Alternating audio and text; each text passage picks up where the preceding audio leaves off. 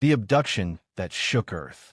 The night the sky tore open above Black Pine Valley began like any other, quiet, cool, and wrapped in the comforting stillness of early spring. The town slept beneath a blanket of clouds, its only sounds the soft hum of insects and the distant rush of river water. 5 women, unaware their names, would soon echo across the galaxy, live their ordinary lives with the gentle persistence that defined the town. Evelyn Hart, the schoolteacher, had stayed up late grading essays. Nadia Ruiz, the nurse, had fallen asleep on her couch after a double shift. Jenna Brooke, the mechanic, was still awake, wiping grease from her hands after finishing a late repair. Mira Chun, the botanist, watered the last of her seedlings in the greenhouse. Elise Grant, the college sophomore, watched a history documentary, half asleep. And then the world changed. It began with a vibration, low, humming, wrong. Windows rattled. Birds scattered in frantic spirals. Dogs howled.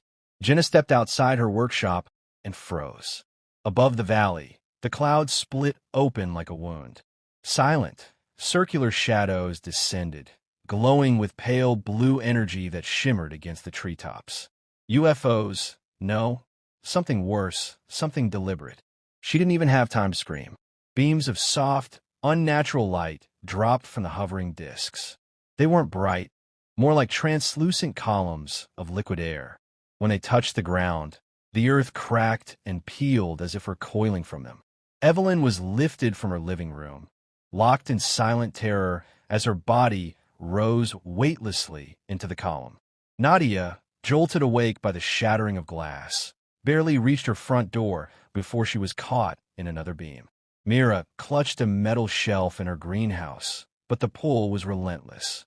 Elise's TV flickered to static as her room filled with blue glow.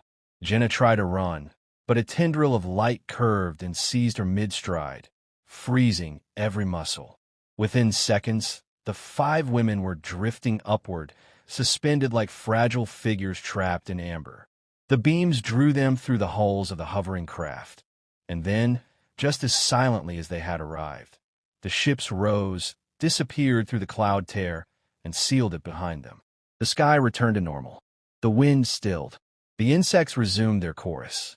Black Pine Valley stood unchanged except for the scorch marks on the soil, the shattered glass, and the absence of 5 human lives. At dawn, the town panicked. Police drones recorded warped impressions in the ground, circles of disturbed earth too perfect for any known machine. Homes were torn apart from the inside,